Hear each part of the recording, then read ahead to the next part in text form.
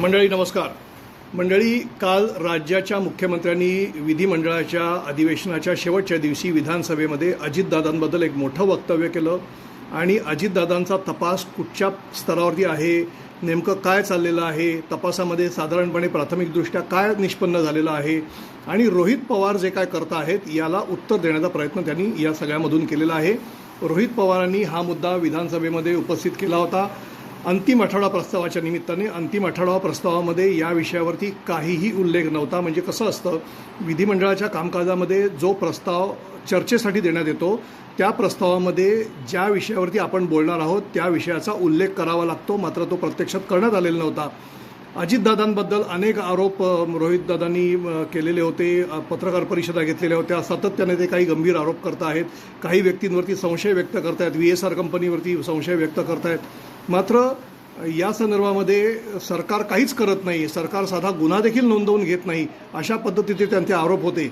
आणि या सगळ्या गोष्टीला उत्तर देणं हे क्रमप्राप्त होतं सरकारच्या वतीने. जी संधी आहे ही संधी काल मुख्यमंत्र्यांनी आपल्या भाषणामध्ये, म्हणजे अंतिम आठवडा प्रस्तावाला जे भाषण केलं होतं त्याच्यामध्ये त्यांनी राज्याच्या गुन्ह्यांच्या संदर्भामध्ये एकंदरीत आकडेवारी सादर केली. त्याच्यामध्ये गुन्हे कसे कमी झाले आहेत, आपण काय काय करतो आहोत, हे सगळं त्यांनी सांगितलं. मात्र त्याबरोबरच राजकारणाच्या दृष्टीने महत्त्वाचा असणारा अजितदादांच्या विमान अपघाताच्या संदर्भातला विषय त्यांनी काल स्पष्ट केला. त्यांनी असं स्पष्टपणे सांगितलं, तुम्हाला जरी त्या गोष्टीची काळजी असली, म्हणजे रोहित पवारांना उद्देशून ते बोललेले आहेत की रोहित पवारांना जरी ह्या गोष्टीची जास्त काळजी आहे असं ते दाखवत असले तरी इतरांना त्याची काहीच काळजी नाही, अशा पद्धतीने कोणी समजायचं काही कारण नाही. आम्हाला सुद्धा तेवढीच काळजी आहे.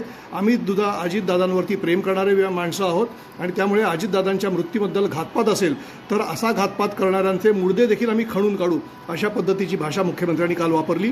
अर्थात हे सगळं जे होतं हे सगळं बोलत असताना सुनेत्रा वहिनी शेजारीच बसलेल्या होत्या. त्यावेळेला ते सुनेत्रा वहिनींच्या तोंडशी वाक्य बोलतायत की काय, अशा पद्धतीचा भास देखील अनेक वेळेला होत होता. आणि सुनेत्रा वहिनी या संदर्भामध्ये काहीच बोललेलं नाहीत.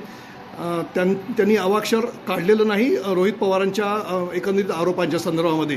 त्यांनी CBI चौकशीची मागणी जरूर केलेली आहे.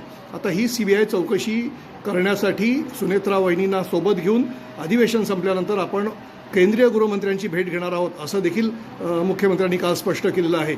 एकंदरीतच ज्या पद्धतीचं राजकारण रोहित पवार खेळत आहेत त्याला काटशह देण्याचा प्रयत्न मुख्यमंत्र्यांनी आपल्या भाषणामध्ये काल केलेला पाहायला मिळालेला आहे.